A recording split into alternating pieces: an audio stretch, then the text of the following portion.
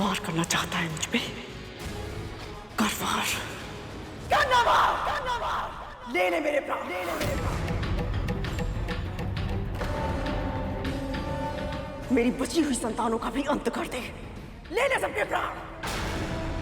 जीवन समाप्त कर देना सबका, किसी को भी अर्धमृत बिल्कुल मत छोड़ना।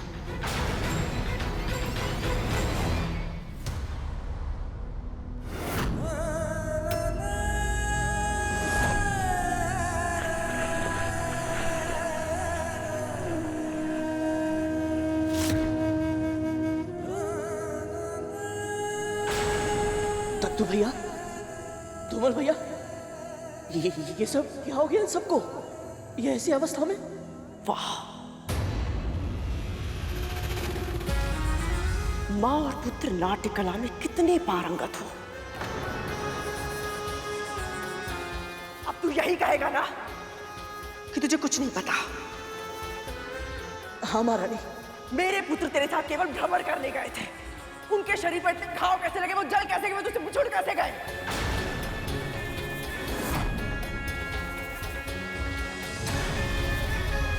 तुझे तो पता ही नहीं ना, है ना? मेरा विश्वास कीजिए महारानी। मेरे पुत्र विषैले अवश्य है, किंतु उनके भीतर भी इतना विष नहीं है जितना तेरे मन में है।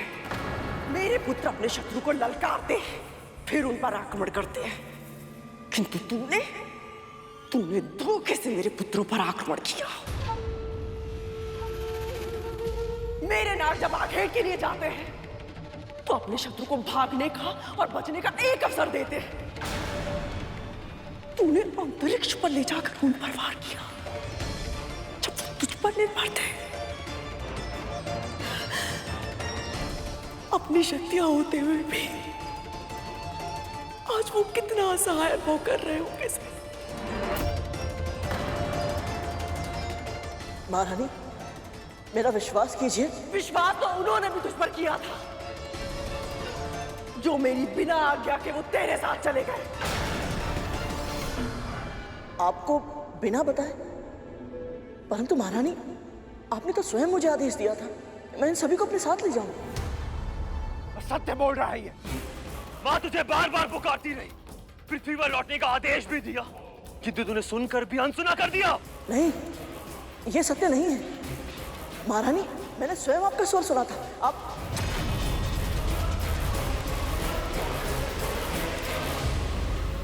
जब दास आकाश में उड़ सकता तो भूमि पे भ्रमण करने की क्या आवश्यकता? हाँ तख्तू भैया, ये तो बिल्कुल तक्षक भैया का स्वर है। ज्यादा चाटुकारिता मत कर।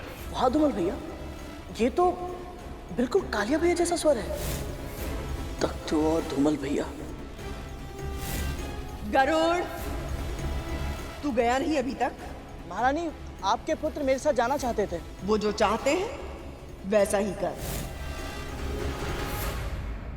ये सब तू क्या कह रहा है? कद्रू दीदी कभी नहीं चाहती थी कि नाग अंतरिक्ष में जाए, तो ये कैसे आदेश दे सकती हैं? माँ, तख्तू भैया और धूमल भैया अलग अलग स्वर निकालने में निपुण हैं। इन सभी को अंतरिक्ष में जाने की बहुत इच्छा थी, मुझसे हट भी कर रहे थे ये। मैंने इनसे कहा भी कि महारानी की आज्ञा के बिना मैं इन्हें साथ में नहीं ले जा सकता। तो हो सकता है जब मैंने इनसे आज्ञा मांगी तो धूमल भैया नहीं। इसे नियंत्रण में नहीं रख सकती तो बता दे, मैं इसे लोहे की साकलों में बांधकर अंधकूप में फिकवा दूंगी। तू तो सिर्फ दासी है मेरी, पर तेरा पुत्र जीवन भर के लिए मेरा बंदी होगा। महारानी, इसे क्षमा कर दीजिए महारानी। वो नादान है, बालक है, अपना भला बुरा नहीं समझता। मैं इसे समझाऊंगी। वाह धूमल भैया, अद्भुत प्रतिभा है आपने। आपकी आवाज बदलने की कला अद्भुत है ना बुद्धंदी? हाँ सरकोटा, अत्यंत प्रभावी।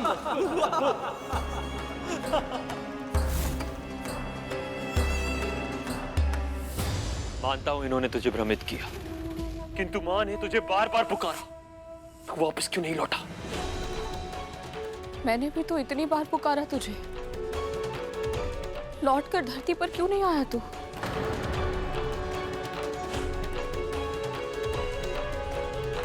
इस सूत्र के कारण मन से, वचन से और कर्म से मेरी विमाता महारानी कद्री और उनके 1 सहस्त्र पुत्रों की दास्तां स्वीकार करता हूं।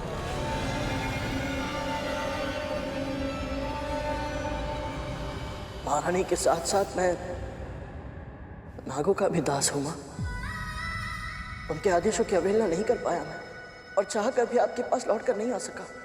देखो इसे, कैसे सारा दृष्टिकोण बदल रहा है। जानबूझकर ऐसी कथा सुना रहा जिससे सारा दोष मुझ पर और मेरे पुत्रों पर आ जाए। जब मेरे पुत्र तड़प रहे थे, पृथ्वी पर नीचे गिर रहे थे, तब तो कहा था, हाँ? नाग तेरी पीठ पर बैठकर गए थे ना गरुड़? तो जब ये नीचे गिर रहे थे तुझे पता क्यों नहीं चला? हाँ, ये पहेली मेरे लिए भी कुछ ऐसी है मां, जिसका उत्तर मेरे पास नहीं है।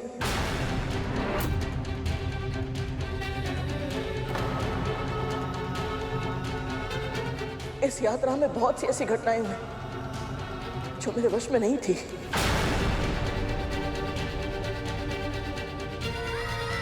जब शनि ग्रह से हम बाहर निकल रहे थे, तब तक तो भैया और रोमल भैया और अन्य सभी ने शनिदेव के बारे में बहुत सारे दुर्वचन कहे। ना रंग है ना रूप है, कितना कुरूप है। मैं तो ये सोच रहा हूँ, ऐसे व्यक्ति को इतनी रूपवती पत्नी मिल कैसे गई?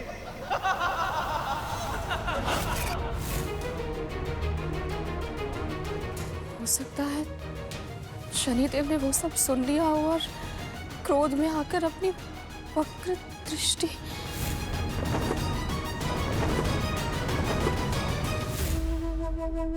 ये कैसे हो सकता है?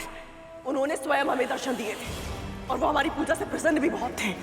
प्रसन्न थे दीदी, और उसके बाद आपके पुत्रों ने उनका अपमान किया और आपने उनके प्रसाद कहा। महारानी, आपका प्रसाद। प्रसाद रख और जा यहाँ से। जी।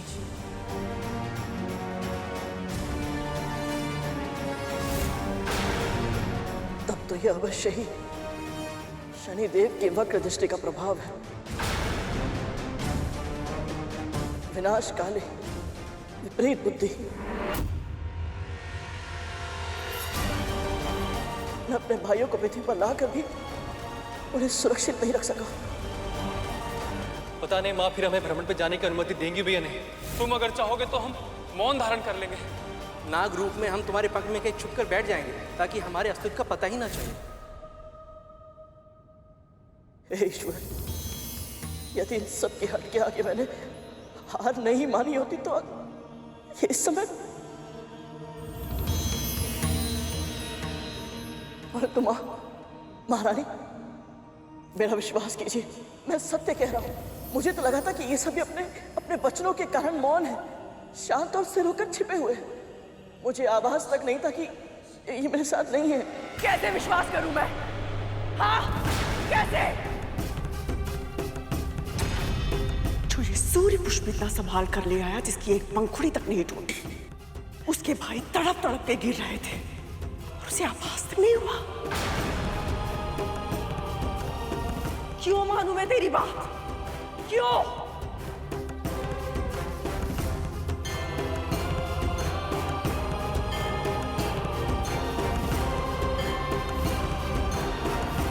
दीदी, आंखें हृदय का दर्पण होती है। इसकी आंखों में देखिए, यदि इसने जानबूझकर कुछ किया होता तो। कितने कुटिल हो तुम दोनों। मुझे स्वयं की दृष्टि में दोषी ठहराना चाहते हो, ताकि मैं स्वयं को उत्तरदायी मानने पर विवश हो जाऊं, बिल्कुल वैसे ही जैसे इतने वर्षों तक अरुण के डिंब को फोड़ने के बाद विंता अपने आप को दोषी मानती रही। तुम लोग चाहते हो कि मैं अपने पुत्रों की दृष्टि में अपराधी बन जाऊं, स्वयं को निरीह और मुझे अत्याचारी सिद्ध करना चाहते हो। नहीं माँ, हम आपको अत्याचारी नहीं मानते। आपका कोई दोष नहीं है।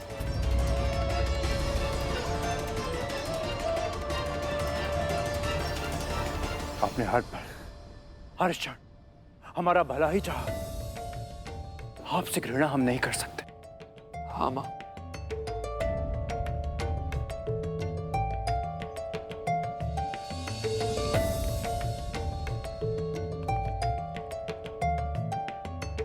क्षमा कर देना मेरे पुत्रों, मुझे मैं सदा से जानती थी कि ये गरुड़ मेरे पुत्रों के लिए संकट बन जाएगा। मैं फिर भी उसे नियंत्रित नहीं कर पाई और मैं तुम्हारे भाइयों को सुरक्षित कर पाई।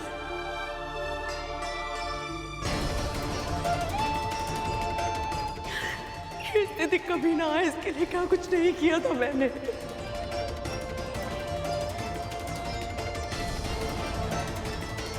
इन अभागों के साथ ऐसा कुछ हो जाएगा, इसकी तो कल्पना भी नहीं की थी मैंने।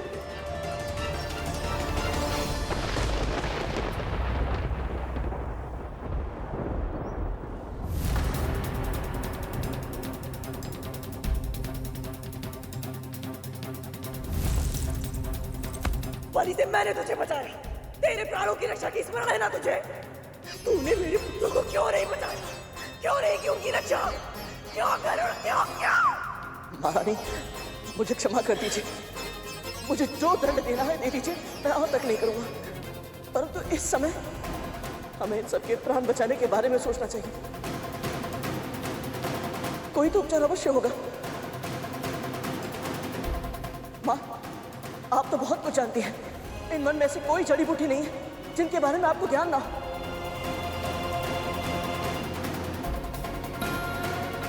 माँ, वो लेप आपने जो बनाया था, जिससे मेरे तन के घाव एक रात्रि में ठीक हो गए थे, मुझे बताइए, मैं स्वयं अपने हाथों से जड़ी बूटी पीसकर अपने भाइयों के लिए लेप बनाऊंगा। वो लेप साधारण चोटों के लिए है पुत्र, पर इनकी चोट गंभीर है। इस अवस्था में उस लेप का कोई प्रभाव नहीं होगा।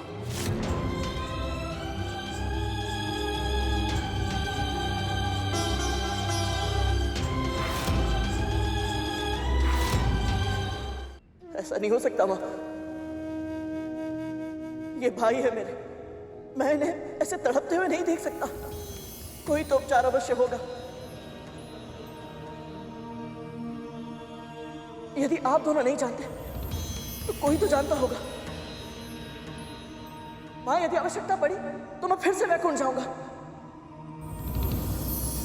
परंतु अपने भाइयों के प्राणों की रक्षा मैं अवश्य करूंगा। नाटक बंद कर अपना, नाटक बंद कर अपना, नाटक बंद कर अपना। पहले मेरे पुत्रों के साथ षड्यंत्र किया, अब उन्हें बचाने का स्वांग रच रहा है तू। तुम दोनों मां पुत्र इतने धूर्त हो सकते हो, कभी सोचा भी नहीं था मैंने। तेरा एक पुत्र अति विकसित उत्पन्न हुआ था, कैसा अनुभव किया था तूने? हाँ, यहाँ मेरे इतने सारे पुत्र जीवन और मृत्यु के बीच में लड़ रहे हैं। सोच, मेरे हृदय में कैसा बवंडर उठ रहा होगा।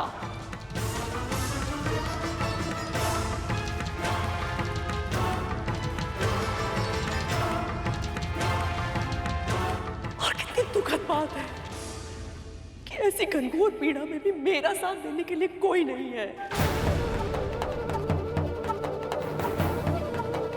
जब अरुण का निपुटा था ना, तेरी पीड़ा के आभास ने हमारे स्वामी की तपस्या भंग कर दी थी और वो तेरे पास चले आए थे। किंतु आज जब मेरे पुत्र यमराज के मृत्यु पाश में फंसे हुए हैं, तब वो निरासक्त है। आपसे जो भूल हुई है, उसके बाद आपके दूसरे पुत्र के प्रति आपका दायित्व और बढ़ जाता है। अब आपको शारीरिक रूप से ही नहीं, मानसिक और आत्मिक रूप से भी शक्तिशाली बनना होगा, ताकि हमारा पुत्र हरिश्चंद्र अर्थात अपने 6 विकारों पर सदैव नियंत्रण रख सके। जब एक पिता ही अपने पुत्र के साथ पक्षपात कर सकते हैं, तो मैं क्या करूं?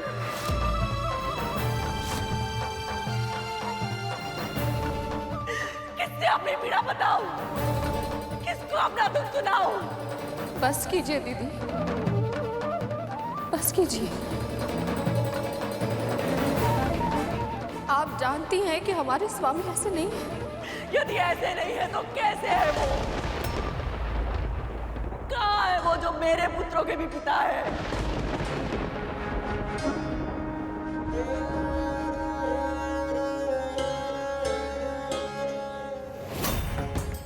अपने परिवार की रक्षा करना, अपने पुत्रों का ध्यान देना, ये उनका भी उत्तरदायित्व है ना? तो फिर वो सर्वज्ञाता महर्षि कश्यप कहाँ है? कहाँ है वो?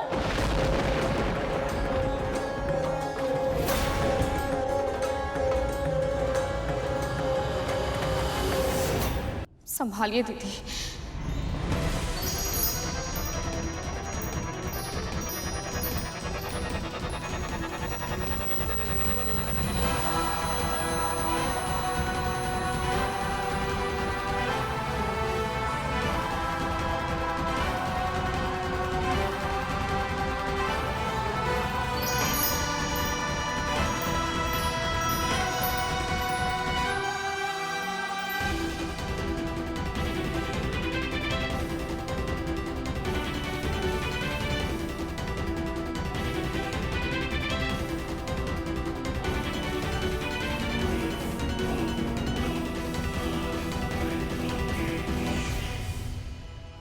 प्रणाम पिताजी।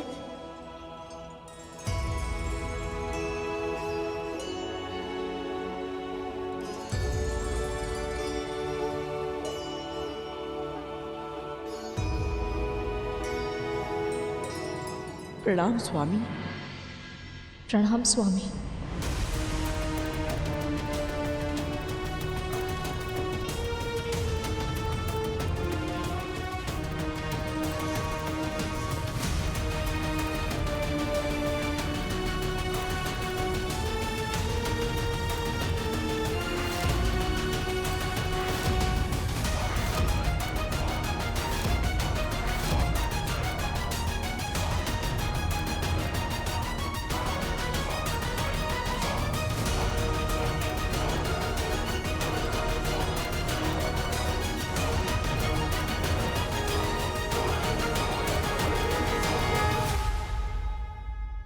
ये सब तो अर्धमृत अवस्था में है। अब इन सब का ठीक होना असंभव प्रतीत होता है।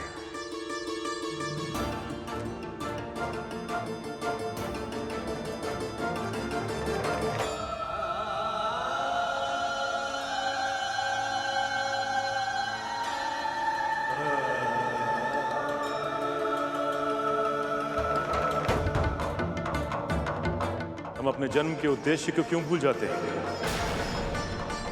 हमने जन्म लिया है परोपकार के लिए, संसार को कुछ देने के लिए। मृत्यु के बाद ये तन यहीं छूट जाता है। ये धन, संपदा, ऐश्वर्य, ये महत्वाकांक्षाएं सब यहीं धरी की धरी रह जाती। यदि हमारे साथ कुछ जाता है तो केवल हमारा कर्म, और बुरे कर्मों का फल हमें इसी धरती पर, इसी जन्म में मिल जाता है।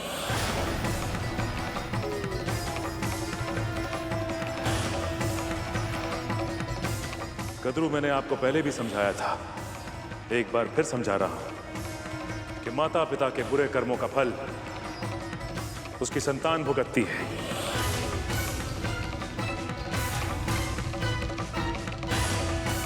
और इस समय जो हमारी संतान ये भीषण कष्ट भोग रही है, ये भी आपके बुरे कर्मों का फल है।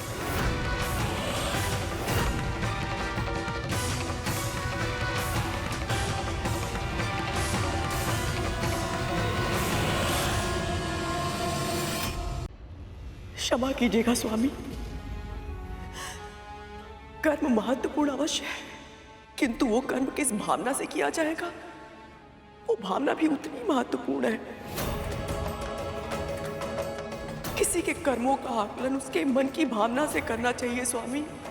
एक और एक निर्धन व्यक्ति है जो अपनी भूख मिटाने के लिए चोरी करता है, और दूसरी ओर एक लोभी है जो अधिक स्वर्ण पाने की कामना में चोरी करता है।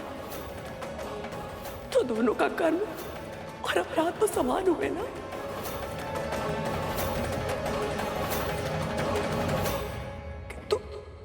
दंड एक समान नहीं होता है। मैं जानती हूँ आपकी दृष्टि में मैंने बहुत बुरे कर्म किए हैं। अपनी बहन को भ्रमित करके उसके पहले पुत्र के जन्म के समय मैंने बाधा उत्पन्न की। अपनी बहन को दासी बना लिया मैंने। अपनी बहन कद्रू की दास स्वीकार करती हूँ। उसके दूसरे पुत्र को दास बनने के लिए विवश किया मैंने। मेरी विमाता महारानी कद्रू और उनके 1 सहस्त्र पुत्रों की दासता स्वीकार करता हूँ। किंतु ये कर्म करते समय मेरी भावना अत्याचार करने की नहीं थी। मैं केवल अपने पुत्र को सुरक्षित करना चाहती थी।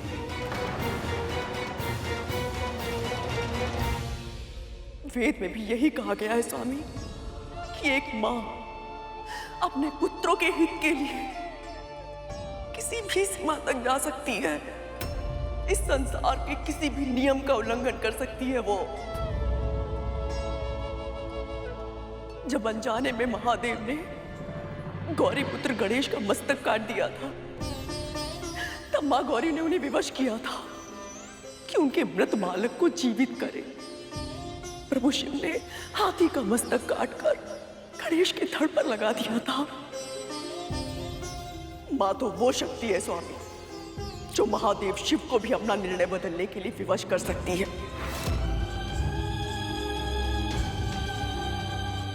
मैंने जो विंता अरुण गरुण के साथ किया वो सब करने के लिए मुझे इस संसार ने विवश किया था। ये संपूर्ण संसार मेरे पुत्रों के साथ भेदभाव कर रहा था तो क्या करती मैं? हाथों पर हाथ रखकर मौन रहते, अपनी आंखों से अपने पुत्रों पर अत्याचार होते हुए देखती रहती। नहीं स्वामी, मैं इतनी महान नहीं हूं। नहीं हूं मैं इतनी महान। आज मैं इस संसार से एक प्रश्न पूछना चाहती हूँ स्वामी। यदि मेरे जप तप व्रत में कोई कमी नहीं थी तो महर्षि दुर्वासा ने वो पारिजात माला विंता के हाथों में क्यों दी? इसे जो धारण करेगा उसे ऐसी प्रतापी संतान प्राप्त होगी जिसके नाम और यश की कीर्ति समस्त ब्रह्मांड में फैलेगी।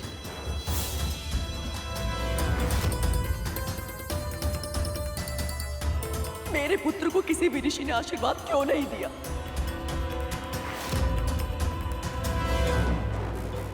जबकि बालकिल्य ऋषियों ने विंता के पुत्र को आकाश के इंद्र से भी अधिक शक्तिशाली होने का वरदान दिया था।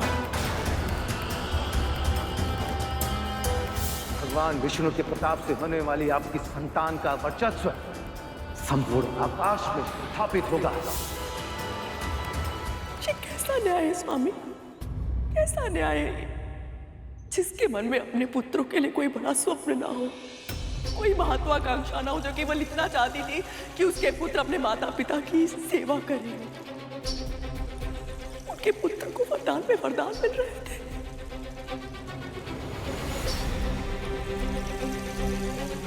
और जो मां अपने पुत्रों के लिए स्वप्न देख रही थी कि उसके पुत्र सर्वशक्तिशाली हो, इस त्रिलोक पर शासन करे, संसार पर राज करे, उनके पुत्रों को एक भी आशीर्वाद नहीं।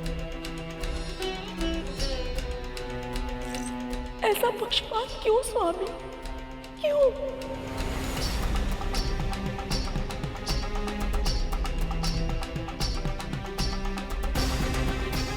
आपके पुत्रों को वरदान नहीं मिला था तो आपने यह तय कर लिया कि गरुड़ को जो वरदान मिला है आप उसे भी फलने नहीं देंगे। कद्रू, आप वेदों की बात करती है ना? किसी भी वेद में यह नहीं लिखा गया है कि अपने हित के लिए दूसरों को कष्ट देना उचित है। अपनी उन्नति के लिए दूसरों का पतन करना उचित नहीं है और अपनी रेखा बढ़ाने के लिए दूसरों की रेखा मिटाना अपराध है।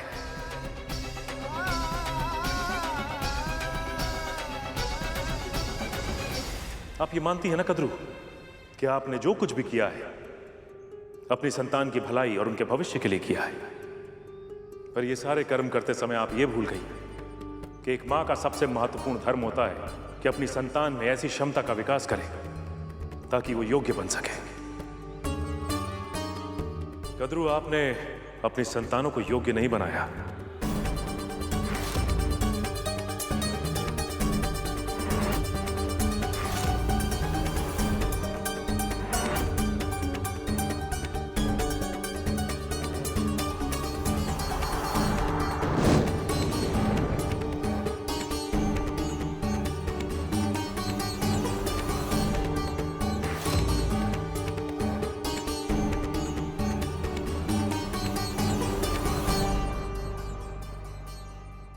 ये लीजिए, आप दोनों इस मिट्टी से एक एक दिया बनाइए।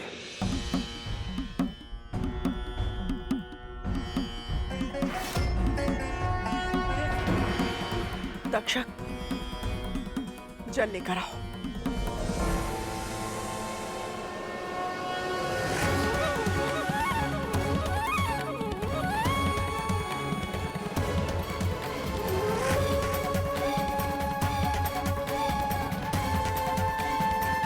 ओम विष्णवे नमः। ओम विष्णवे नमः। माताओं से दिए बनवाकर पिताजी क्या समझने का प्रयत्न कर रहे हैं?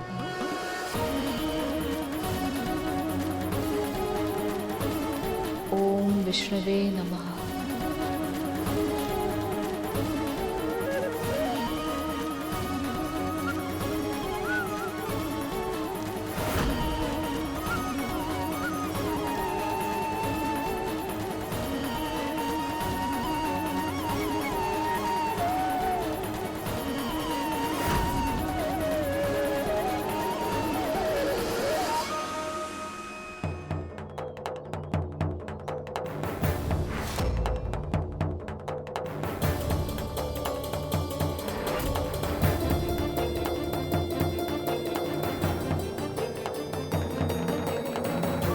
दिया बन गया स्वामी।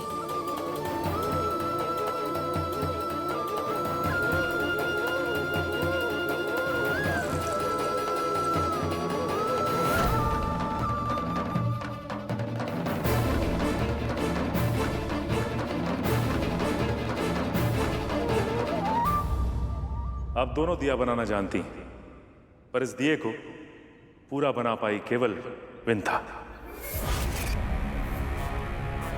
और वो भी इतना सुंदर, क्योंकि आप दोनों के कार्य करने के ढंग में अंतर है।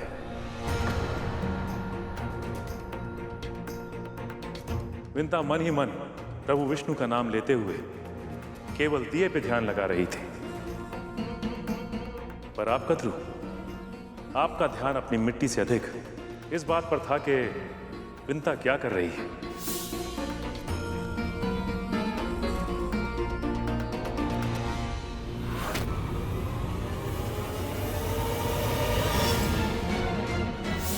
और इस बात में आपको यह भी आभास नहीं हुआ कि आप अपनी मिट्टी में पर्याप्त जल डाल पाई या नहीं।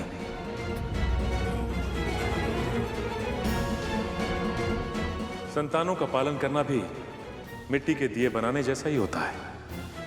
इसमें मिट्टी का ध्यान देना पड़ता है कि आपकी संतान की क्या कमियां हैं और क्या अच्छाइयां हैं, ताकि आप उनकी कमियों को ठीक कर पाएं और अच्छाई को उभार पाएं, जिससे आपकी संतान योग्य बने। किसी और की मिट्टी में अधिक जल डालकर उसका दिया नष्ट करने से आपका दिया अच्छा नहीं बनेगा। और जब तक आप इस अंतर को नहीं समझेंगी, आप और आपके पुत्र इसी तरह समस्याओं में उलझे रहेंगे।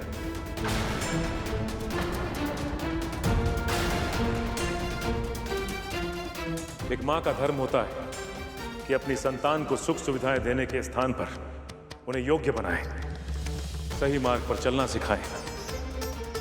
यदि आपकी संतानें योग्य हैं, तो सब कुछ स्वयं प्राप्त कर लेंगी,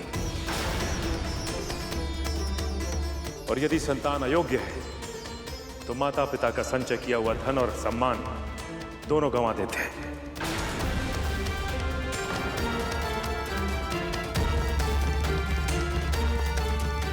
कितने ज्ञान की बातें कही है पिताजी ने। और हम पहले से ही इतनी पीड़ा में, और पिताजी हमारी पीड़ा दूर करने के स्थान पर हमें ज्ञान दे रहे हैं। हो क्या गया है पिताजी को? माँ को नीचा दिखा रहे हैं और इस दासी की प्रशंसा कर रहे हैं।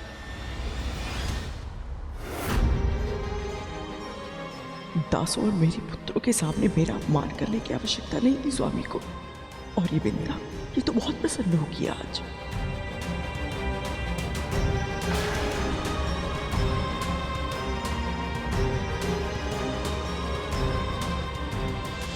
विंता, आप इस कच्चे दिए को हाथ में लेकर यही सोच रही हैं ना कि आज आपका दासत्व आपके कर्मों का ही फल है।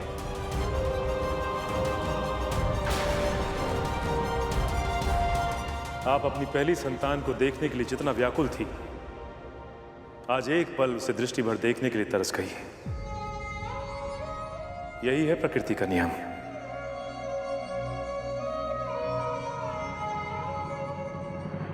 और तुम दोनों अपने इन भाइयों की स्थिति के लिए अपने इस भाई गरुड़ को उत्तरदायी मानते हो, जबकि सत्य तो यह है कि दोष जितना इसका है उससे अधिक तुम्हारा है।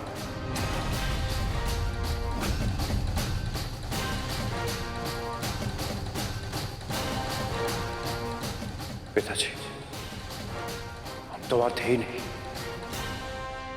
पिताजी, हमें तो पता ही नहीं था कि हमारे भाई अंतरिक्ष में जाने की योजना बना रहे हैं। यही दोष है तुम दोनों का। तुम अपने भाइयों के साथ शासक सा व्यवहार करते हो, उन्हें प्रताड़ित करते हो, उन्हें धमकाते हो। छोटे भाई होकर भी वो अपने मन की बात तुमसे नहीं कह सकते। बड़े भाई को एक मार्गदर्शक के रूप में होना चाहिए, जैसे कार्तिकेय गणेश के लिए इतने शक्तिशाली और ज्ञानी होने के बाद भी वो अपने भाई गणेश को प्रोत्साहित करते हैं, उत्साहित करते हैं, ताकि गणेश अपने व्यक्तित्व का उचित विकास कर पाए। वो प्रतियोगिता भी करते हैं तो केवल इसलिए कि गणेश अपना उत्तम प्रदर्शन कर सके, किंतु तुम दोनों स्वयं अपने छोटे भाई के मार्ग पे कांटे बोते हो, ताकि उसे कष्ट हो और तुम तालियां बजाकर उसका उपहास कर सको।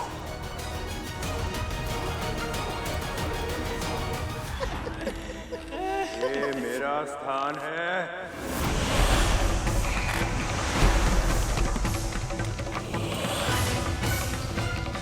और गरुड़, तुम जानते हो तुम्हारा दोष क्या है?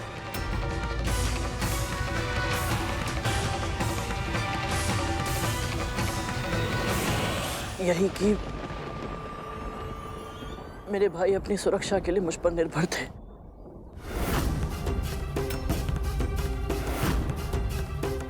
परंतु मैं उनकी सुरक्षा नहीं कर पाया। पर ऐसा हुआ क्यों?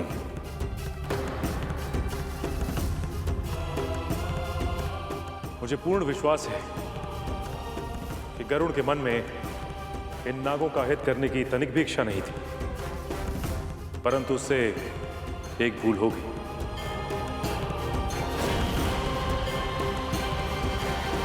और वो ऐसी भूल है जो हम में से किसी से भी हो सकती है। क्या आप में से कोई बता सकता है कि वो भूल क्या है?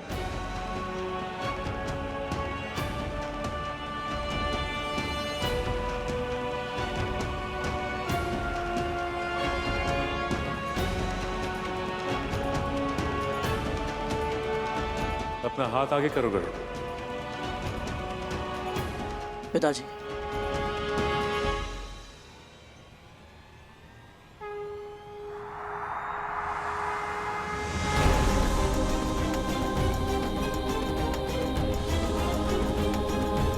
अपने हाथों में इन पात्र को रख के वहां से यहां चल के आओ गरुड़, पर ऐसे कि हाथों से अन्न का एक भी दाना भूमि पर ना गिरे। ये कैसी परीक्षा है और कैसे कर पाऊंगा मैं ये?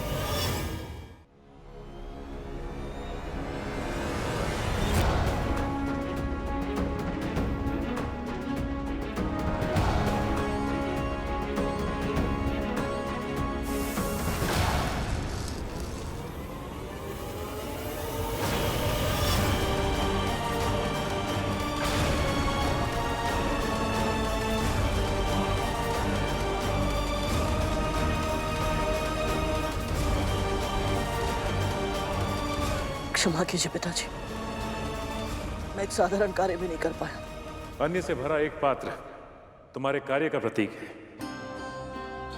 और दूसरा पात्र परिवार का प्रतीक है। दूर से देखा जाए तो इन दोनों पात्रों को साधना और कार्य और परिवार के संतुलन को लेकर चलना बहुत साधारण लगता है, पर ऐसा कर पाने के लिए बहुत अभ्यास की आवश्यकता होती है। गरुड़, तुम जिस पथ पर चल रहे थे वो जीवन का प्रतीक है, और जीवन में कब क्या होगा ये पहले से निर्धारित नहीं होता। कभी भी कुछ भी हो सकता है। कभी तुम्हारे कार्य में अड़चनें आ सकती हैं, कभी परिवार में समस्याएं उत्पन्न हो सकती हैं, और ऐसे में ध्यान भटक जाता है और भूल हो जाती है। जब मैं सूर्यलोक के पथ से भटककर शनि ग्रह पहुंचा तो मेरा ध्यान भी भटक गया था।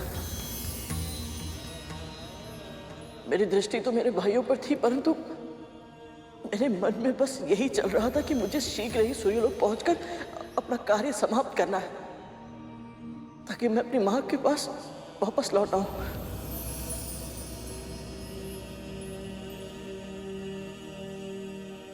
इसीलिए जब मैं शनि ग्रह से निकला तो मेरा ध्यान इन सब से हट गया था और केवल सूर्य पुष्प पाने का ही प्रयास करता रहा। यदि मैंने अपने कार्य पर और अपने परिवार पर समान रूप से ध्यान दिया होता तो आज मेरे नाथ भाई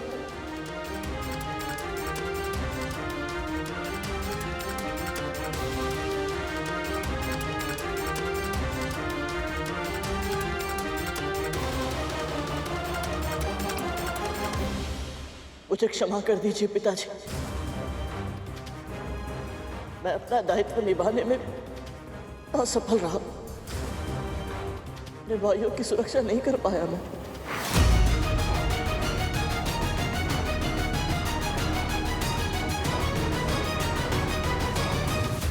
परंतु पिताजी, मुझे बस एक अवसर दे दीजिए, मैं कुछ भी करने के लिए तैयार हूं। अपने भाइयों के प्राणों की रक्षा करने के लिए मैं कुछ भी करूंगा पिताजी।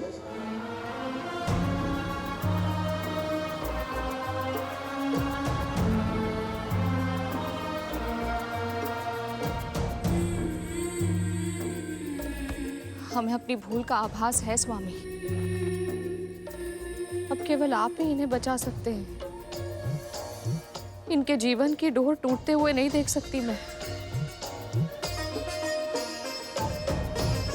आप बताइए स्वामी, हम इनकी रक्षा कैसे करें? मार्गदर्शन कीजिए स्वामी।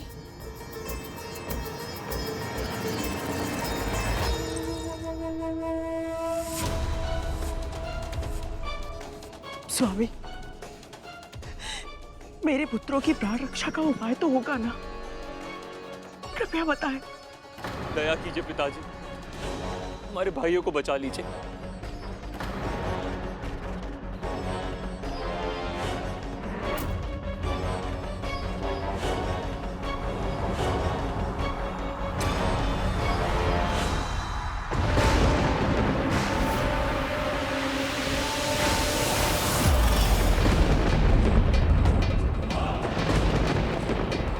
यमदूत यहाँ?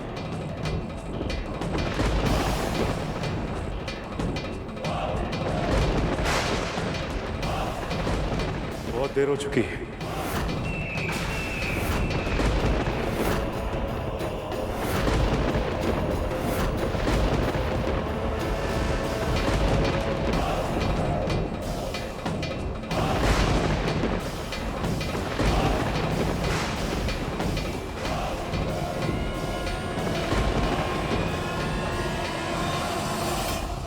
स्वामी, मैं सह नहीं पाऊंगी।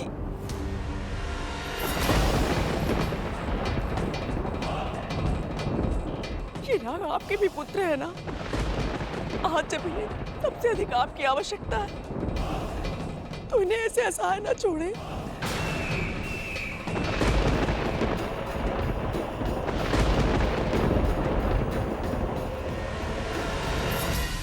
जब सावित्री सत्यवान के प्राण यमराज से वापस छुड़ा कर ला सकती है, तो मेरे अंदर भी वही सतीत्व की शक्ति है, वही दृढ़ निश्चय है।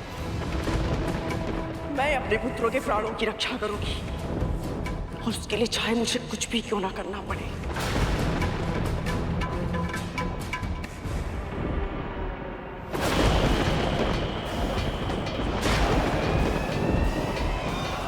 एक माँ की पुकार स्वयं ईश्वर भी अनसुनी नहीं कर सकते, और इनके लिए तो दो दो माएं प्रार्थना करेंगी। इन दोनों माताओं को कैसे बताऊं कि इन सर्पों को लेने के लिए स्वयं यमदूत आ गया है।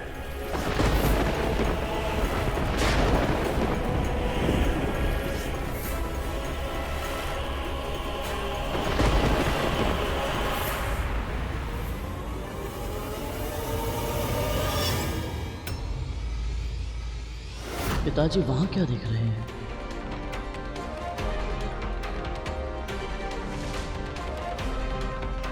मुझे ऐसा क्यों लग रहा है जैसे कोई था यहाँ जो वापस लौट गया। यदि आप दोनों ने निश्चय कर ही लिया है तो एक उपाय है। जी पिताजी, बताइए क्या करना है। हम सब कुछ करेंगे अपने भाइयों के लिए। उसे जानने और समझने के लिए आप सबको जीवित पुत्रिका के व्रत कथा को पूरे मनोयोग से सुनना और जानना होगा। इस समस्त संसार में जो भी मां इस व्रत को विधि विधान से करेगी, उसे अपनी संतान की रक्षा करने की शक्ति प्राप्त होगी, और उसकी संतान दीर्घायु होगी।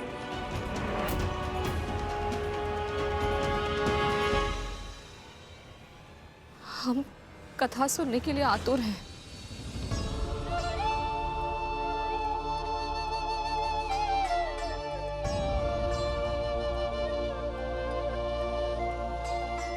पिछले कल्प की बात है। नगर के बाहर पेड़ पर एक चील और वहीं एक सियार रहा करते थे। एक दिन चील और सियार अपनी जिह्वा और पेट की तृप्ति करके लौट रहे थे। तब उन्होंने नगर की महिलाओं को जीवित पुत्रिका व्रत करते हुए देखा, और इनके मन में भी इस व्रत को करने की इच्छा जागी, और अगले वर्ष उन्होंने इस व्रत को पूरे मन से रखा। चील तो अपना संयम बनाए रखने में सफल हुई, लेकिन सियार ने जैसे ही मुर्गे को देखा तो उसकी भूख जीत गई। परंतु पिताजी, व्रत रखने की इच्छा तो अनेक व्यक्तियों में होती है, कर पाते। जब कोई व्यक्ति व्रत का संकल्प लेता है तो उसके भीतर की अच्छाई उसे संकल्प को पूरा करने के लिए प्रेरित करती है, और उसके भीतर की बुराई उसे संकल्प तोड़ने के लिए ललचाती है। बुराई के ऊपर भलाई की जीत का प्रयास करना ही तो व्रत है, और किसी भी अन्य संघर्ष की तरह यह भी आसान नहीं है। यह व्रत इतना शक्तिशाली है कि केवल इसका प्रयास करने से ही सियार को भी अगले जन्म में चील की तरह मनुष्य बनने का सौभाग्य प्राप्त हुआ।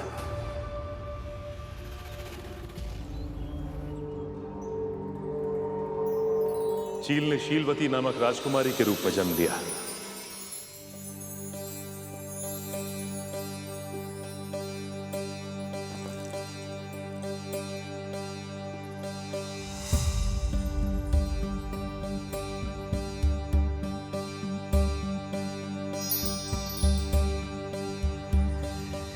और सियार का जन्म हुआ एक निर्धन कन्या कपूरवती के रूप में।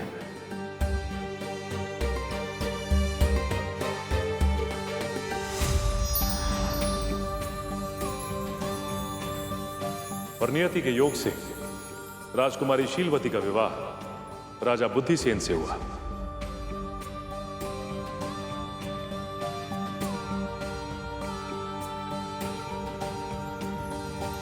राजा बुद्धिसेन रानी शीलवती की, राजा बुद्धिसेन रानी शीलवती की।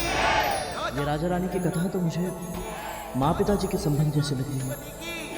राजा बुद्धिसेन रानी शीलवती की, राजा बुद्धिसेन रानी शीलवती की, राजा बुद्धिसेन रानी शीलवती की, राजा बुद्धिसेन रानी शीलवती की, राजा बुद्धिसेन रानी शीलवती की। कपूरवती भी उसी राज्य में रहा करती थी। निर्धन कुल में उत्पन्न होने के बाद भी कपूरवती के मन में रानी बनने की इच्छा प्रबल थी। और इसीलिए वो रानी शीलवती से ईर्ष्या करने लगी।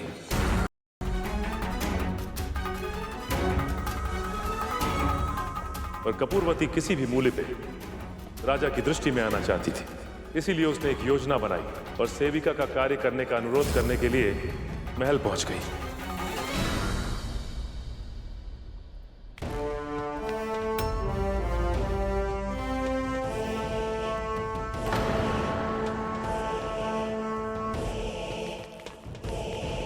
मंत्री जी, मैं अभागन आपसे विनती करती हूँ कि मुझ पे कृपा करे और कोई काम दे दे, तभी मैं अपने परिवार का पेट भर पाऊंगी। कुछ दया कीजिए। ठीक है, आज से तुम महल में झाड़ पोछ का दायित्व संभालोगी। इससे अधिक और कुछ नहीं कर सकता मैं।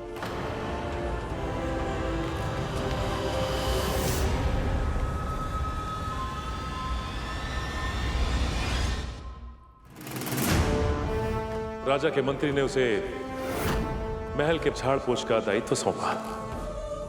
अब कपूरवती महल की सेविका बन चुकी थी।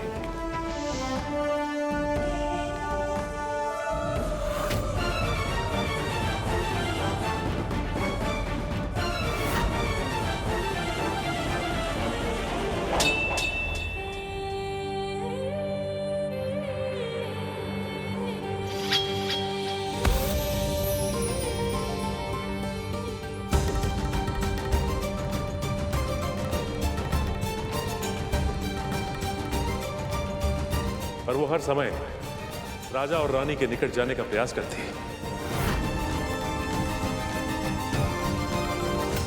एक दिन उसने देखा कि महल की रसोइयां अवकाश मांग रही हैं।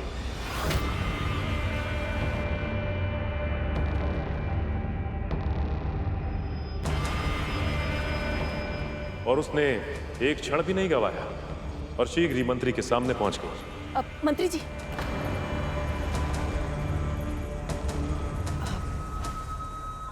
रसोइये के स्थान पर मैं भोजन पका सकती हूँ। इससे मुझे राजन जी और महारानी जी की सेवा का अवसर मिल जाएगा। बाकी जैसा आप कहें।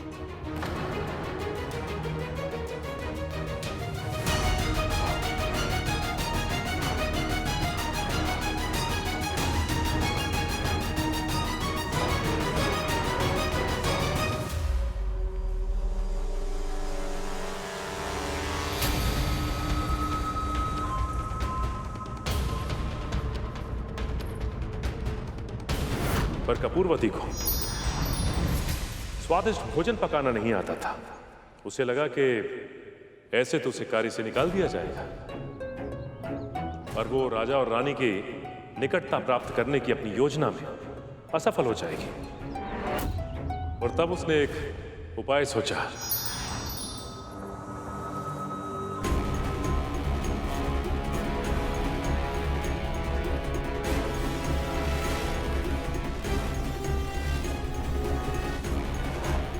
भोजन कैसा भी बना, उन्हें तो स्वादिष्ट ही लगेगा।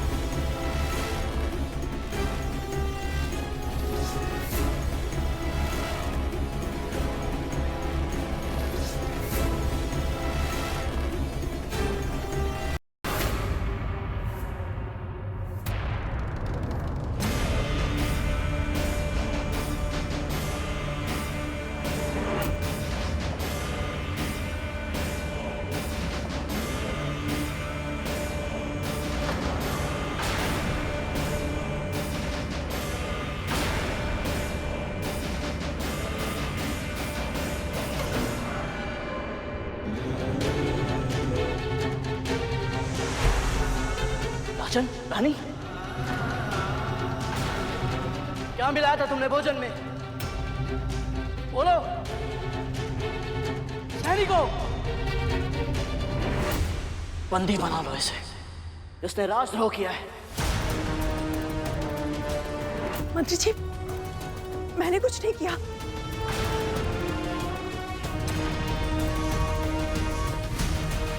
मैं एक ऐसी औषधि जानती हूँ जिससे दोनों ही शीघ्र स्वस्थ हो जाएंगे।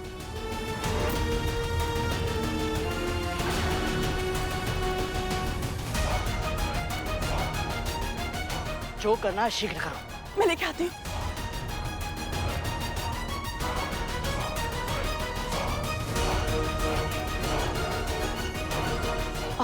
मंत्री जी, ये जड़ी बूटी का मिश्रण है। मैंने इसमें शहद मिला दिया है। बस 2-2 बूंद जीवा पर लगाना होगा। शीघ्र करो। जी।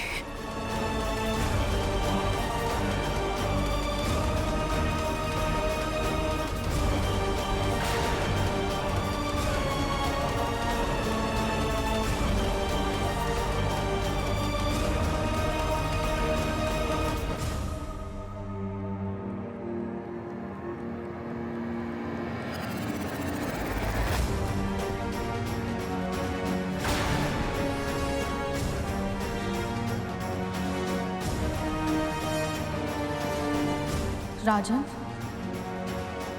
आप ठीक तो हैं? हाँ, मैं तो ठीक हूं। आप तो ठीक है ना?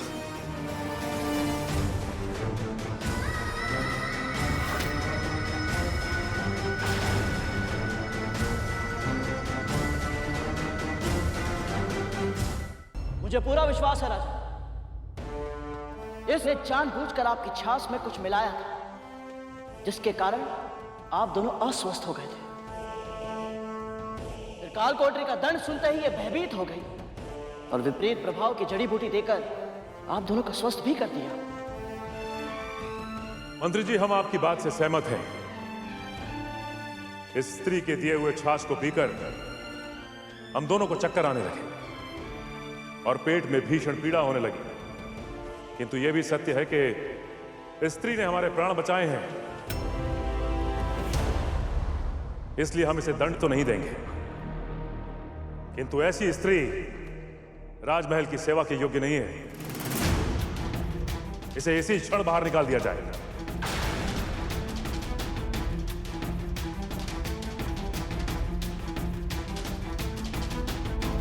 दया राजन जी, दया।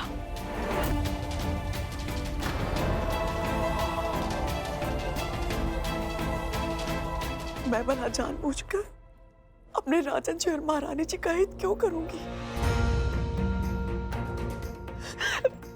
मेरे मन में कोई कालिक नहीं है। यदि मुझे महल की सेवा के कार्य से बाहर निकाल दिया गया तो क्या करूंगी मैं?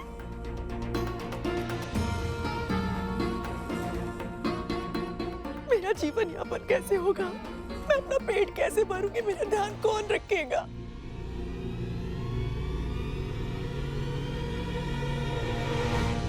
राजन, स्वभाव से कपूरवती अच्छी है।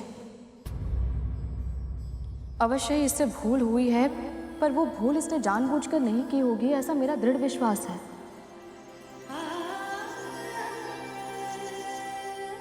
मैं विनती करती हूँ आपसे, क्षमा कर दीजिए इसे।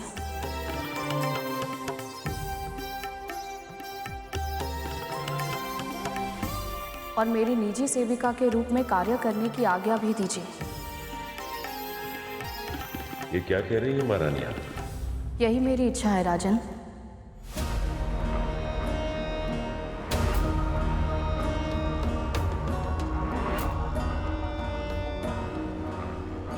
कपूरवती दोष मुक्त सिद्ध नहीं हुई है।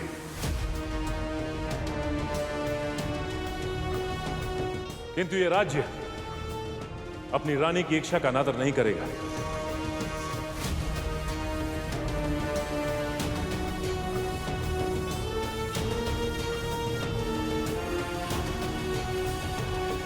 राजन जी की जय हो, महारानी जी की जय हो। राजन जी की जय हो, महारानी जी की जय हो।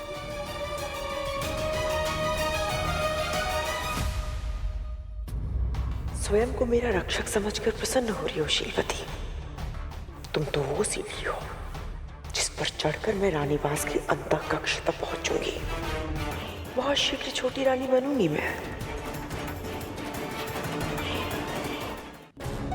क्षमा कीजिए पिताजी, परंतु कथा सुनने के बाद यह प्रतीत होता है कि रानी शीलवती बहुत ही बुद्धिमान और ज्ञानी महिला थी। फिर भी वो कपूरवती के छलपूर्ण व्यवहार को समझ क्यों नहीं पाई? यदि समझ नहीं भी पाई तो राजा ने कपूरवती को दंड देने का निर्णय किया था। फिर रानी शीलवती ने अपने पति की बुद्धिमानी पर विश्वास क्यों नहीं किया? जानते हो गरुड़, इस संसार में सबसे अधिक हानिकारक क्या है? अति करना। रानी शीलवती में भी एक ऐसी ही कमी थी। वो बहुत अधिक दयालु थी। उनके विवेक ने उन्हें चेतावनी दी थी और उस दिन से कपूरवती रानी शीलवती की सेवा करने लगी।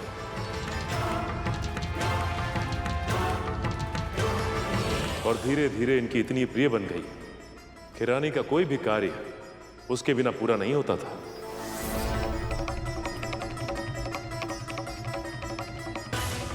आठों प्रहर वो रानी के साथ रहने लगी।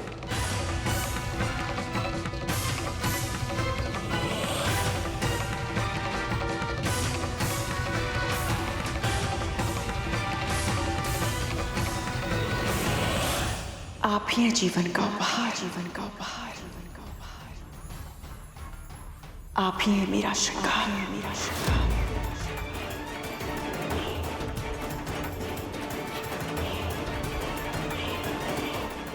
मैं ऋणी आपके जीवन भर की, आपके जीवन भर की। कैसे चुकाऊं ये उपकार, कैसे चुकाऊं ये उपकार।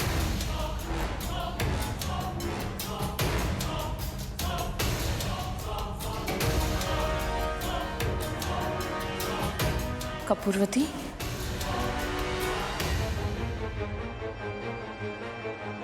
फिर ऐसा कभी मत बोलना। तुम मात्र दासी नहीं, मेरी बहन जैसी हो।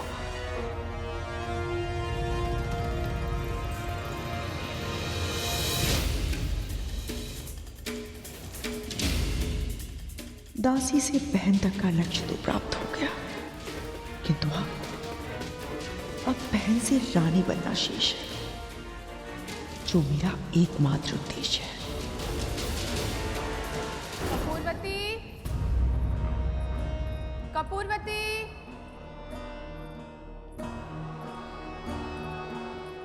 कपूरवती, कपूरवती, कपूरवती,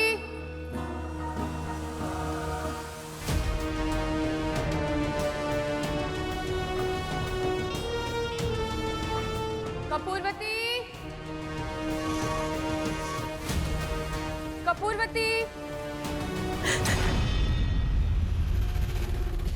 लो, तुम यहाँ बैठी हो, कहाँ कहाँ नहीं ढूंढा हमने तुम्हें।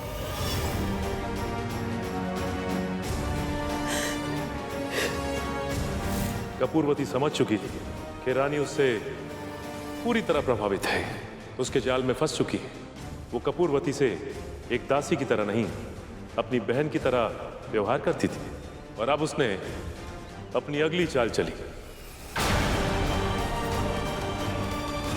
इसका अर्थ है जैसे बड़ी माँ ने चतुराई से माँ को दासी बनाया था, उसी प्रकार कहीं कपूरवती ने भी महारानी को अपने जाल में तो नहीं फंसा लिया।